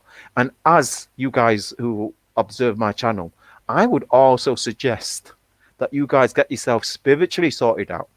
Yeah. If you guys don't think you have a soul, I guarantee you it's all going to be fucked up. You're not going to understand why sometimes just out of the blue you just start crying, or you start feeling depressed, or you just can't go to work in the morning, or you find what was normally an enjoyable thing normally you're not enjoying it anymore. And I would suggest that spiritually you're damaged. And I think this is an area where no MGTOW has explored. And Swinedog has just turned up. I think he'll back me up on this. But I think quite a lot of men, they need to do things that don't seem to have a physical value, or don't seem to have a mental, emotional value. Like, for example, climbing a mountain. How does that... But it's physically, it could be dangerous, or just watching the sunset, or watching something, or listening to something, just with some spiritual value, perhaps. I mean, you can limit the risks. I mean, whenever I go into the mountains, I have a list. It's in my rucksack of everything I need, and I mean everything I need, and two of some things: 2 phone batteries, 2 phones, 3 or 4 torches, plenty of lighters, plenty of gas. I'm not taking risks. People have said, "Oh, well, you take risks." If you jump out of a plane or you go and climb a mountain, it's not about being reckless. It's about making sure you're as comfortable as you can be. You've got a proper tent, you've got a proper sleeping bag, you've got lots of socks. Yeah, you can keep dry and keep comfortable, keep warm, and enjoy the environment, because we are naturally drawn towards like the ocean. You see the ocean and you want to take your shoes and socks off and go and walk in it and connect with it. And the same, thunderstorms, thunder and lightning, all of a sudden you want to stare out the window, or stand on your porch and feel this energy. And these things are spiritual. And it was about a year ago, after all of this reprogramming in the brain and all that sort of stuff going on, and making sure that I wasn't going to go back, and realizing that there was only one direction to go, and that's forward. Then this spiritual awakening began, and I didn't even know what it was. I had no idea what it was. And people saying, "Oh, midlife crisis." No. This is the manifestation of the red pill. It is fully digested. Now you need to fix yourself. Now you need to heal. How are you going to do this? You want answers that you're not getting. So you're going to have to go to those places deep inside that you didn't even know were there, and ask some questions. And you're going to have to use some very, very extreme methods, and maybe take some risks. But if you need these answers, you're going to have to go to those places. And for about a year, it was like, you need to wake your soul up. You need to find this essence. You need to reconnect with who you really are, who you were before all these layers were applied, before you had to strip off and rip out all of this defective wiring and, you know, this programming that was damaging to me. And then it was like, right, now heal the soul. And people laugh at it and they say, oh, you know, they make silly comments. This is metaphysical bullshit. This isn't your essence. This is what. If you don't know, then you don't know. And if you haven't been there, then you need to go there. And if you can't comprehend what's being said when people speak about stuff like this, you will do one day. Because one day you'll go, I'm fucking dead inside. I am dead inside. I've heard so much negative. I've looked at the human condition. It's so disappointing. It has made me not want to leave the house. I am so demotivated by all of it. And you go, please, I want to live again. You know, it's the Bukowski poem. It's like you can't avoid death, but you can avoid death in life. And we die. You know, this red pill, it's like poison. It's like either men spit it out and they go back to the plantation and go, oh, I'm red pill, you know, I'm aware. No, you're not. Or men fully digest it and they go very, very quiet and they go right into themselves. And then they have to sort of say, how do I start this machine up again? The way it's supposed to function, the way we're meant to function, not chasing, you know, money or status or any of this stuff, which ultimately doesn't mean anything. It's like you've got to feed your soul. And if it means suffering in the process, well, then you might have to do a bit of that. I would suggest that the soul or the spiritual side of the human being is connected to the conscience. Because why do you feel guilty when you've done somebody wrong? Why does it feel good to help somebody? You know, a random person. You know, why do, I mean, for those skeptics, you have to ask yourself, you know, why is it that your conscience can be such a devastating thing? It can prevent you from sleeping. It can prevent you from eating. And I would also suggest, I would go further and say, a person's spiritual well-being is more important than their physical and mental well-being. And to back that up, let me back that up by saying there are people, especially religious people, they're willing to go without physical needs. They're willing to go without physical desires for the sake of their spiritual well-being. Yeah. I mean, we all know people, we've all heard of people who will forego an offer of sexual contact because of their spiritual beliefs, or they'll fast during certain times because of their spiritual beliefs. I mean, for them it's obvious, but I think for every human being, their conscience pricks them due to the fact that they've been damaged spiritually. I mean, when you've abused someone, when you verbally abused, when you've attacked someone viciously, and then you realize that you attacked the wrong person, I mean, why do you feel bad at that point? It was an accident.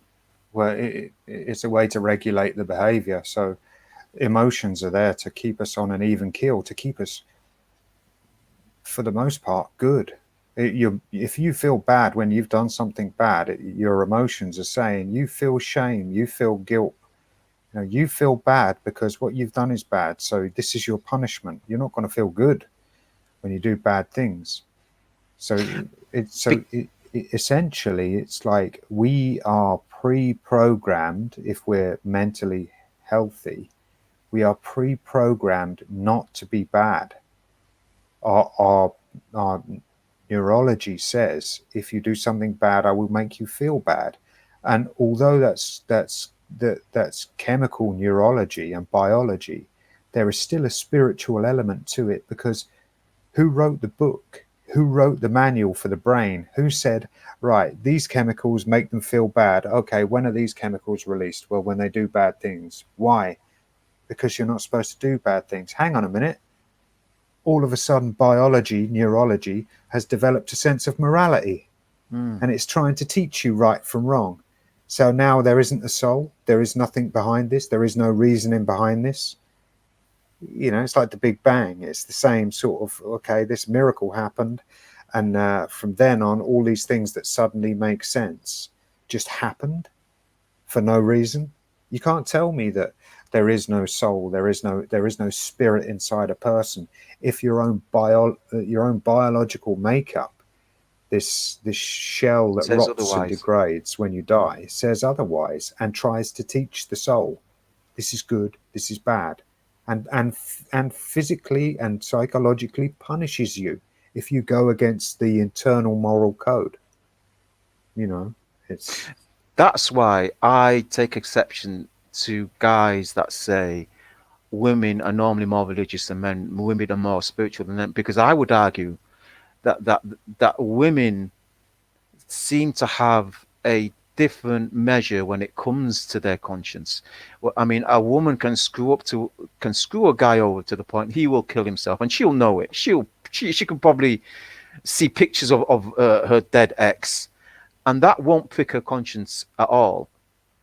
Um, but oh, what you'll see a will, sly grin. You'll see yeah, that. I mean, what will make her uh, change is shame. If everyone calls her, one thing or the other, or she's frowned upon. Normally, women are more influenced by social engineering than men are. I think men are much more equipped when it comes to being individually ethical. I think men can break out of that social condition much easier than women, and this is proven to when, for example, they arrest men and women.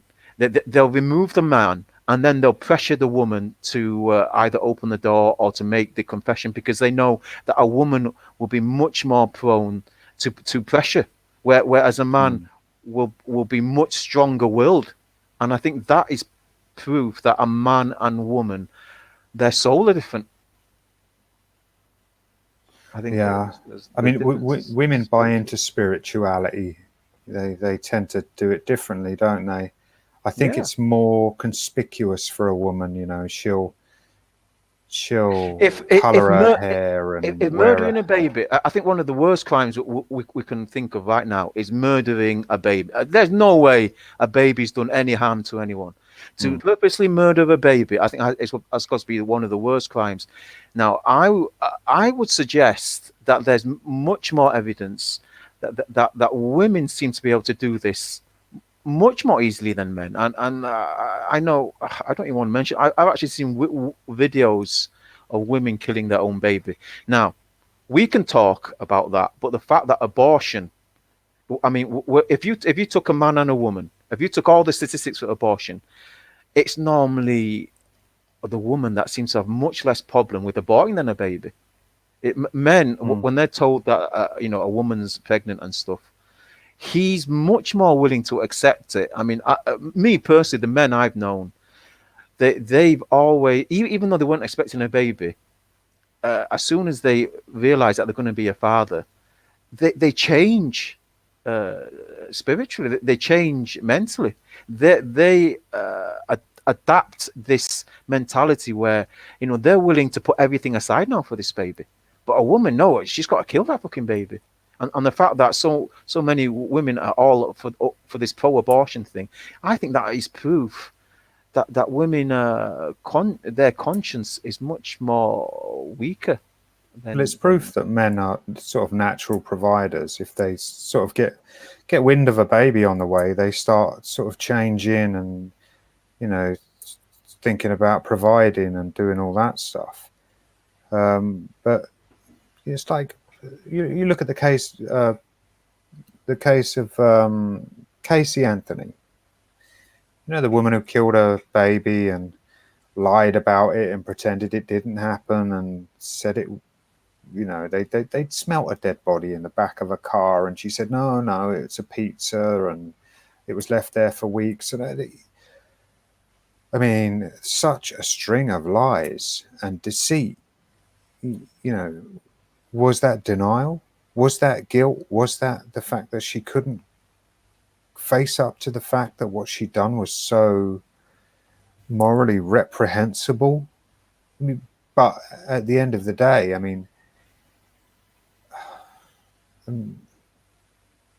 infanticide is just, it's one of those, people don't like to talk about it. When I did research on child suicides as a result of parental alienation, the one problem I had with researching the stats is there weren't many stats because nobody wanted to do the studies. And it's the same with child murder. It's the same with the ratios of male to or father to mother infanticide. The stats are very hard to find, and even if they are found, people don't like to be red pill about it, because it really challenges their worldview. It invokes cognitive dissonance. What they believe they were going to find and what they actually find is such a backfire. They're like, no, this can't be right. Did we do the experiments right? Did we gather the data right? Did we use the right questions in the questionnaires? Did we, were the experimental conditions correct? They just can't accept it. And it was like in the case of Casey Anthony, it was like the jury couldn't accept it. They were like, no, this pretty woman we see before us, this smiling woman, they couldn't accept the fact that she was a deceptive liar who'd killed a baby. I think that's another part of our social condition, isn't it? The fact that women are right, men are wrong. Not all men are potential rapists, but all women are potential saviors of the world. I mean, I'm sure most people agree. I mean, how many times or how many stories do you know where a man's conscience, like for example, you owed an old friend something, and it just kept in you. I mean, I remember I took out a library book when I was 9 years old, and at 22 years old, I found this library book. Yeah. And I thought, you know what, the library has been nothing but good, because the library is a good place. No one can say, you know what, libraries are evil. Libraries are generally well received by people, and I just couldn't bring myself to just leaving this book just to rot. So I took all my library books that I kept for something like 15 years, and I traveled all the way, because I didn't live there anymore. This was when I was a kid, and just because of my conscience, I returned all my own library books. But also with between guys as well, it's like when you owe a guy something that did you a favor, you remember it. But how many times have you remembered or known a woman to do that? How many times has like a woman's done something and it's like been on her conscience for all these years, and then she'll travel hundreds of miles, or she'll go out of her way to readdress an injustice that she did all those years ago. No. This is namely a male thing, wouldn't you say? Yeah, a woman will hope that you forget about it. In fact, she'll avoid you until she thinks the coast is clear. A man, some men, well, there are men who, things like money and stuff like that. If I owe someone money, it really, really bugs me until I pay it back. And then I pay it back and I give them some extra and say, oh, you didn't have to do that. You got me out of the shit. And you let them know that it's appreciated, and you let them know that you would do the same for them. And but women don't seem to have that sort of code of ethics. And that's my point. That is my point. And the fact that they're trying to change it. I mean, I actually see it amongst the youth that actually, especially amongst the skeptics, atheists, when they're trying to say, oh, right, there's no such thing as right and wrong. It differs between one government, one party, one society to another.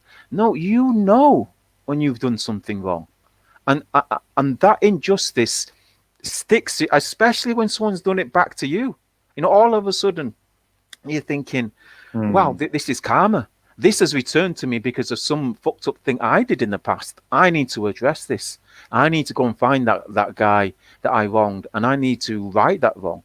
But you just do not find this in women. Now, I know you don't find this in most men. I know that. I know most guys are fucked up. But this is what I'm saying. We've been conditioned to be fucked up. from the beginning. We've been conditioning, and it's continuing, perpetuating to be more and more conscientiously like women, to be more spiritually like women.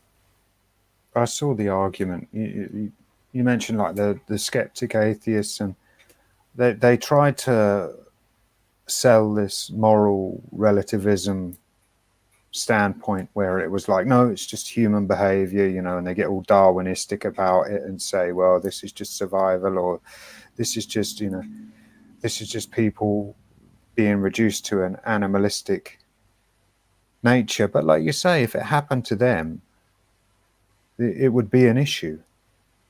They can be all sort of relative about it in terms of one person acting in one way towards another person, but that's not the truth of the matter. It's like people deny the existence of good and evil, and when these things visit you, you either respond positively or negatively to them. And again, it's your soul. You've got these emotions, and these emotions are involuntary. Your amygdala will function whether you like it or not. You are susceptible to every emotion that your brain is capable of inflicting on you, and you can't just use this moral relativism to say, oh yeah, but maybe there is no good, or maybe there is no bad. You try saying that when someone murders a member of your family. You try Yeah, saying how? that when someone attacks you with an axe in a dark alleyway. Yeah. Oh, there's no good or bad. What's Or they this get then? robbed, or something they don't like happens. All of a sudden, they get very ethical and very moralistic. It's all this, it's all this self-interest, self-entitlement, narcissistic It's condition. it's poor stoicism. That's what it is. Stoicism means something. Stoicism is like, Nietzsche used to talk about that amor fati, that love of fate. It's a concept. Lots of people used it. Carl Jung used it. Lots of notable people used it. I think Leonardo da Vinci. Everyone was aware of it, and it's this acceptance of fate. Basically saying, if good or bad befalls me, I love it. I'll embrace it. I'll take it on as a challenge. It's there to teach me. What's that passage from the Bible where it says about it rains on the righteous and the righteous and the wrong, or something? It's one of those. It's one of those, you can't control fate, and when it happens, it happens. Now that's good stoicism. Basically accepting your fate and saying, good things happen, bad things happen. They happen for a reason. I will get through it. Is it Matthew 5:45? Yeah, He causes his sun to rise on the evil and the good, and sends rain on the righteous and the unrighteous. that's it. Yeah, yeah.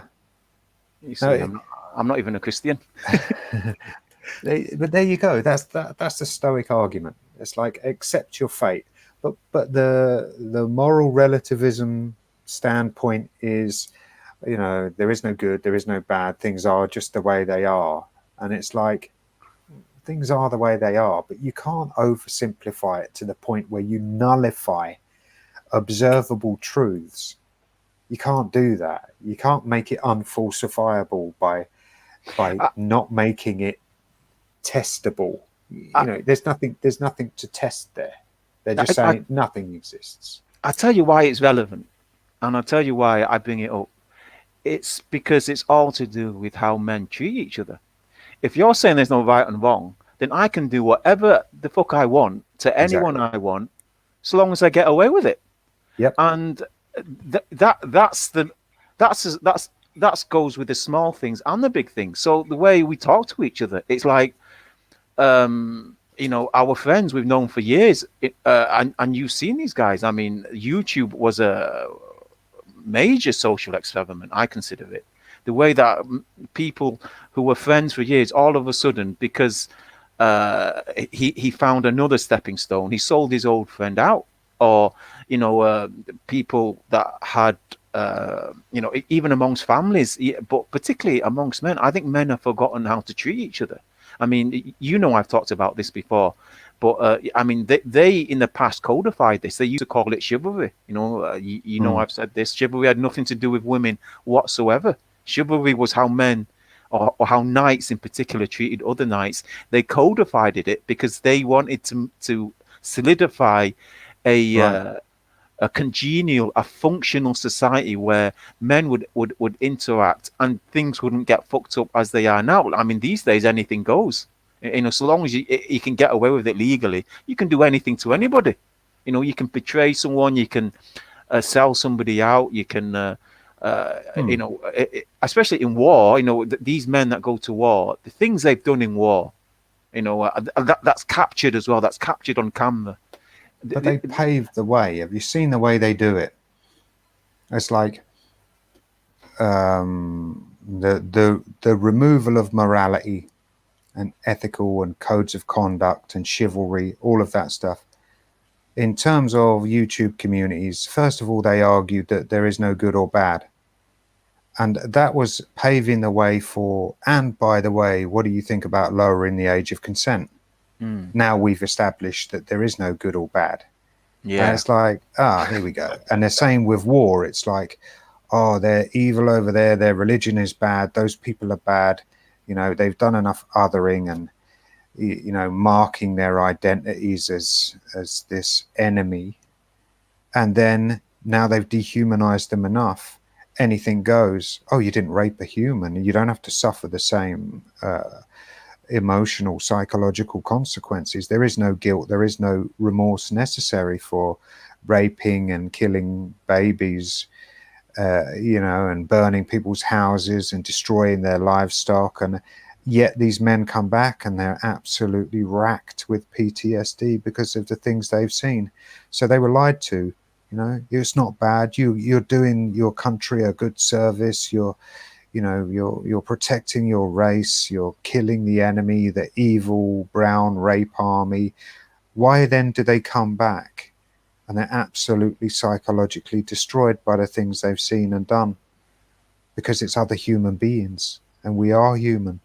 It's a serious problem. It's something that seeps into the small things, to the things we say, to the things we type, to how we address the stranger, to how we address our friends and our family and our colleagues, and it goes into the big things. Why do we kill? Why do we go to war? Why do we live the way that we do? And I think when people start to realize that they do have a soul, when they do have a conscience, when they do start to address these things, they'll start seeing that that this also is part of the lie that they've been told, that men really need to wake up, that we are farm animals to the system, to the state, that sees us as disposable, that teaches us that we are only as valuable as what we can do for other people, rather than having intrinsic value, having a value that because we are who we are, or because we are someone, that we have value, rather than what we've been told this entire time. And one of those values is how we treat each other.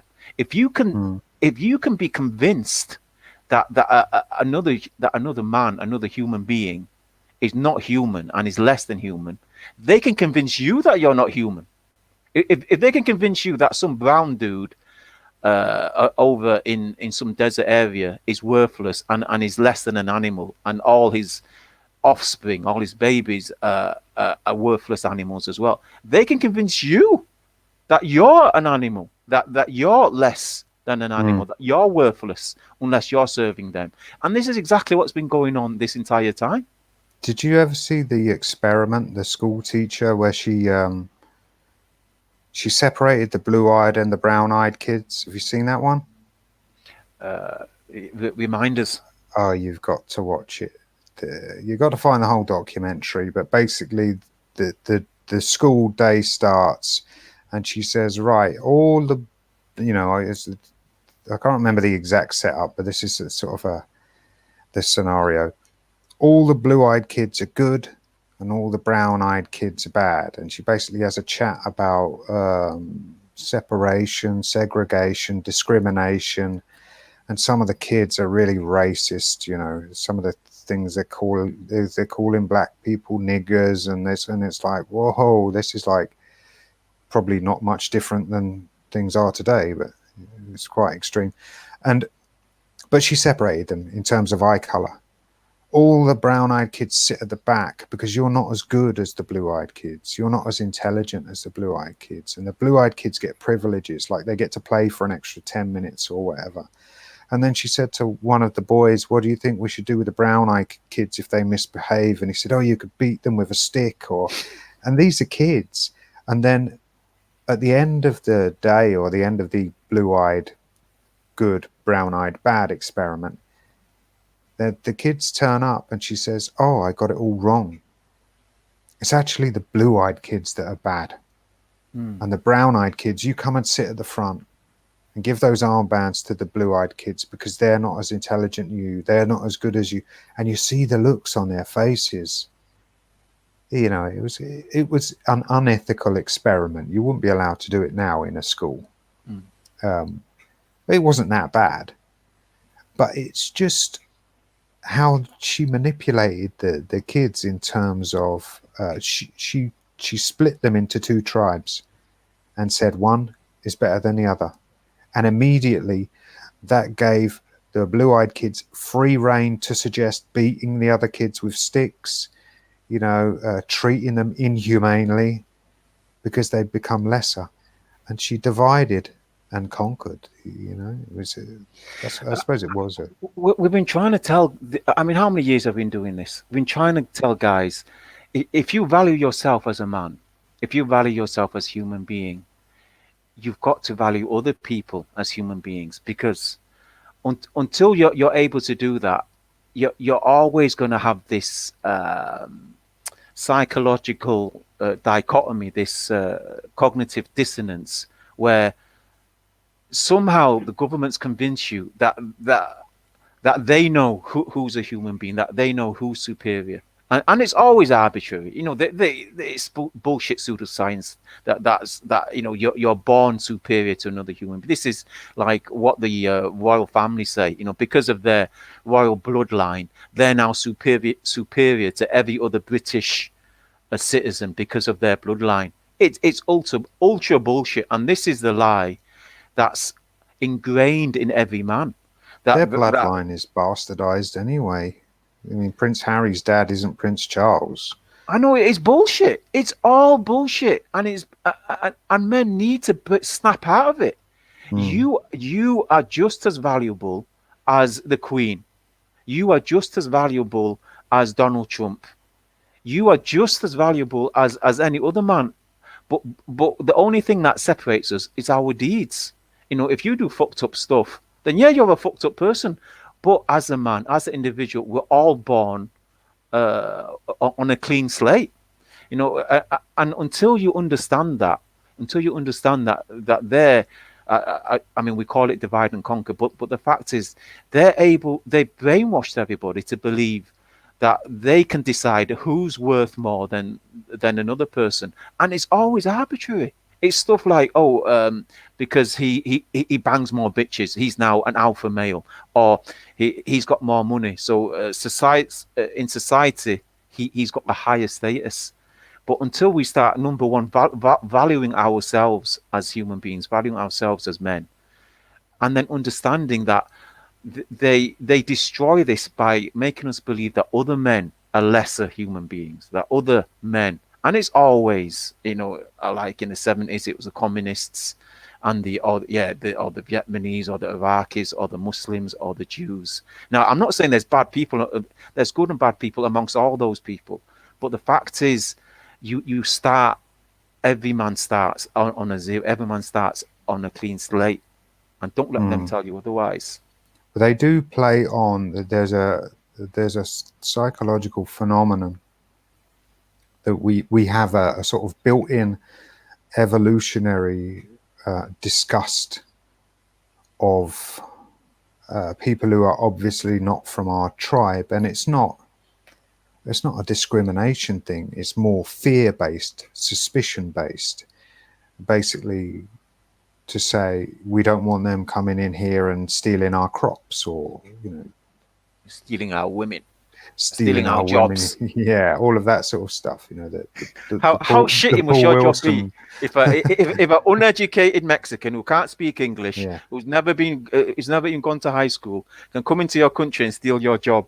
Just how badly have you done? exactly. And they play on that. See, they play on the tribalistic thing. And again, it's another thing we've got to switch off and say, I'm not going to be a government puppet, just because the government is playing on my fear of a different race or a different culture.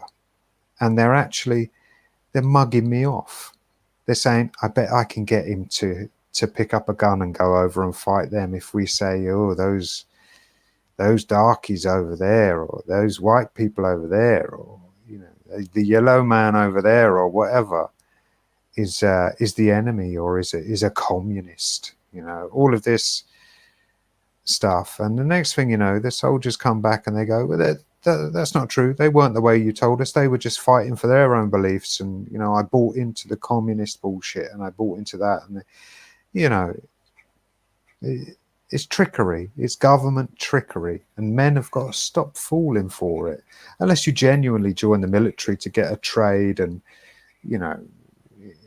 use it as an opportunity to get some discipline or get some stability in your life. I mean, but if you're just used as a government pawn, then There hasn't been a single honourable bullet fired since World War II ended.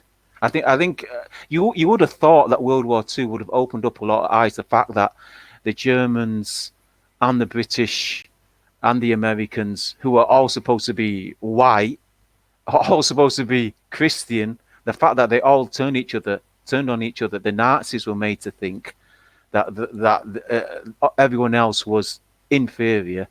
The British and the Americans, they were taught that the Germans were evil. And I remember listening to old radio broadcasts and old interviews of people that lived through World War II, and how the British would be so disgusted by the Germans. And sometimes you still see it. I mean, any German man would of some age would tell you that the Germans would demonize to the point where if something was made in Germany, it was disregarded and treated with disgust. And it's the same everywhere.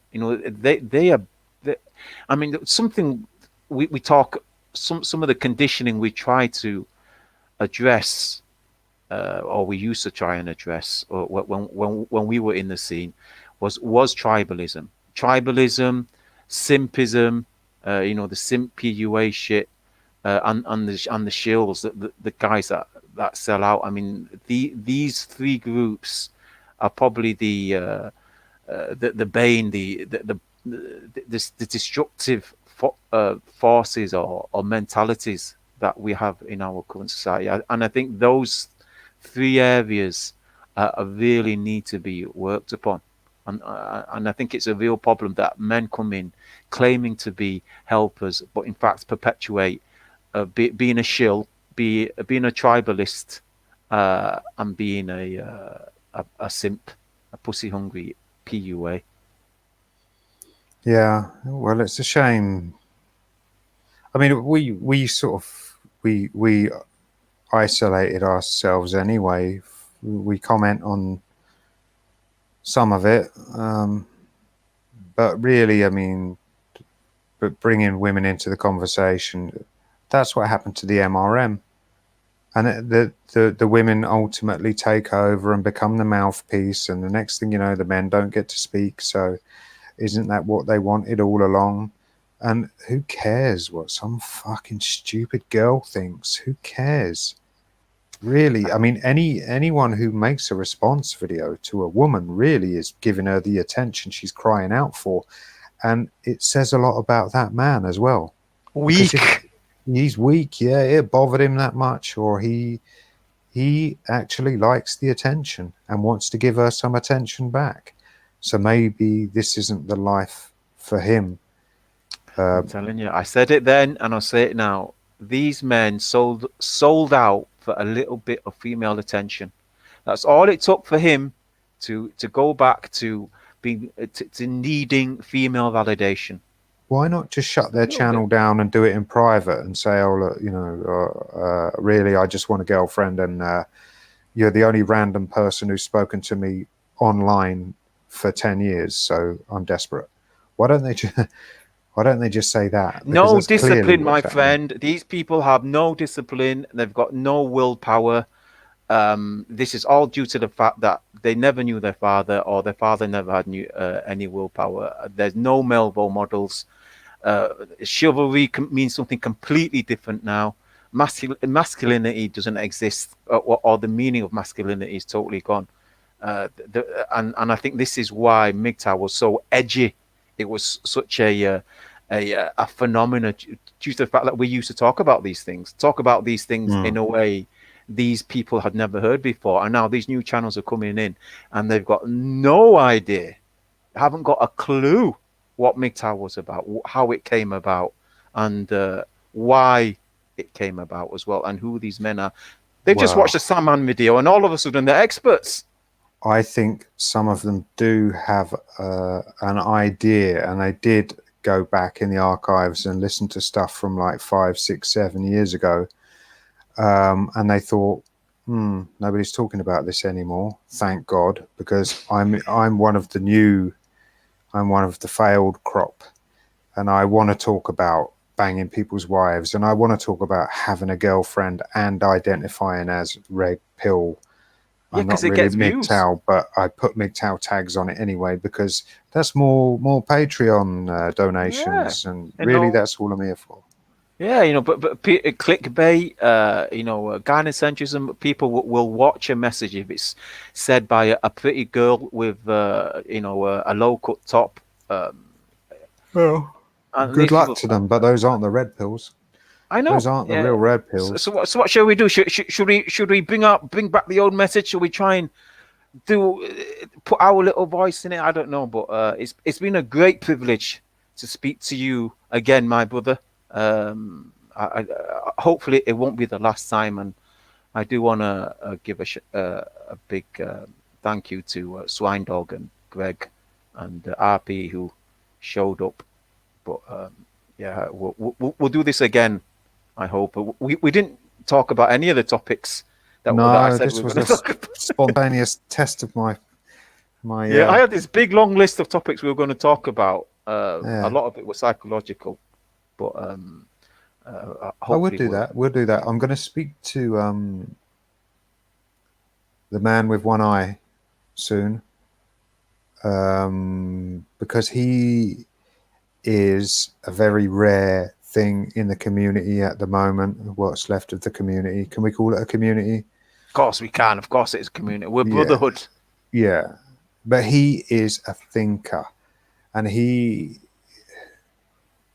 solving problems, and he brings experience, and he brings real life, and it's got that degree of reliability. Everything he says, passes the litmus test. It's not just parroted from something else someone said. He's got real life experience, and I found I can actually listen to some content again because men like him have shown up, and what he's doing. Who's that other guy you gave a shout out to? Expansive consciousness or something? No, Some dude. experienced optimist Yeah, experience. is a Yeah. deep thinker, and you know that because he only shares something when he's got something really valuable to share. He's not about subs, he's not about views, he's not about validation. If he's got something, he'll share it, and it will change the way you think.